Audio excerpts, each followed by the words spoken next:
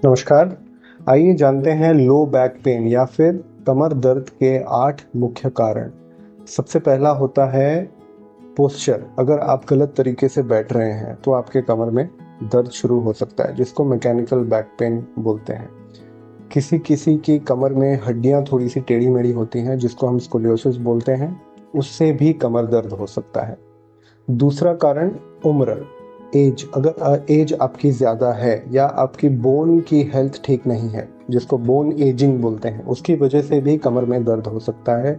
ये होता है विटामिन डी या कैल्शियम की डेफिशिएंसी की वजह से, जिससे हड्डियां जल्दी कमज़ोर हो जाती हैं, या फिर सार्कोपीनिया की वजह से, जिसका मतलब होता है मांसपेशियों में कमज़ोरी। तो इसकी वजह से भी कमर में दर्द होता है। तीसरा कारण कोई चोट लगना, इंजरी, जिसको हम स्प्रेन या स्ट्रेन बोलते हैं। अगर आपकी मांसपेशियों में कोई चोट लगी है, मांसपेशियों में खिंचाव ज़्यादा आया है कोई वज़न उठाने की वजह से, तो उसमें भी आपको बैक पेन या कमर दर्द हो सकता है।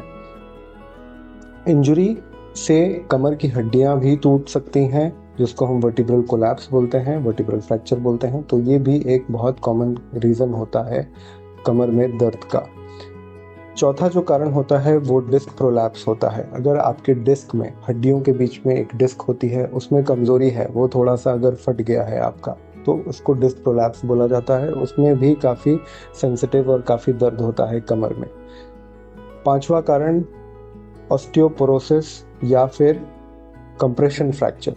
ऑस्टियोपोरोसिस या कंप्रेशन फ्रैक्चर, बहुत ज़्यादा उम्र आपकी हो गई है, बहुत ज़्यादा कमज़ोरी है हड्डियों में, किडनी की प्रॉब्लम की वजह से या डायबिटीज़ की वजह से, तो उसमें क्या होता है, कुछ लोगों का बैठे बैठे हुए भी कमर की हड्डी दब जाती है, तो उसको हम कंप्रेशन फ्रैक्चर बोलते हैं, या फिर सीवियर ऑस्टियोपोरोसिस की वजह से जो फ्रैक्चर होता है।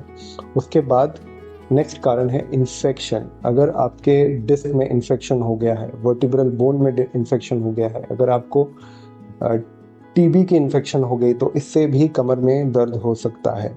उसके बाद होता है आपका नेक्स्ट इन्फ्लेमेशन। इन्फ्लेमेशन क्या होता है, स्पॉन्डिलाइटिस या फिर अर्थराइटिस। कमर की हड्डियों में भी अर्थराइटिस होती है, कमर की हड्डियों में भी डिस्काइटिस होती है, स्पॉन्डिलाइटिस होती है।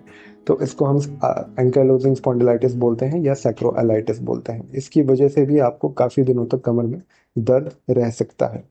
नेक्स्ट जो दूसरा कारण है नियोप्लेजिया या फिर कोई ट्यूमर।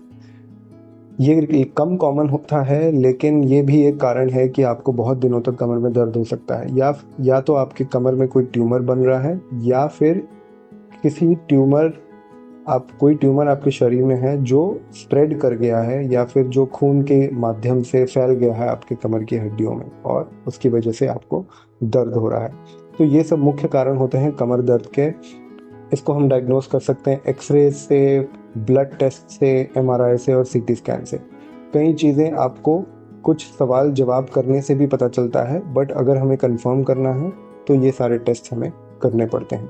तो अगर आपकी कमर में बहुत दिनों से दर्द है और ये नहीं कम हो रहा है, तो डेफिनेटली आप अपने करीबी ऑर्थोपेडिक सर्जन या स्पाइन स्पेशलिस्ट को दिखाएं। नमस्कार।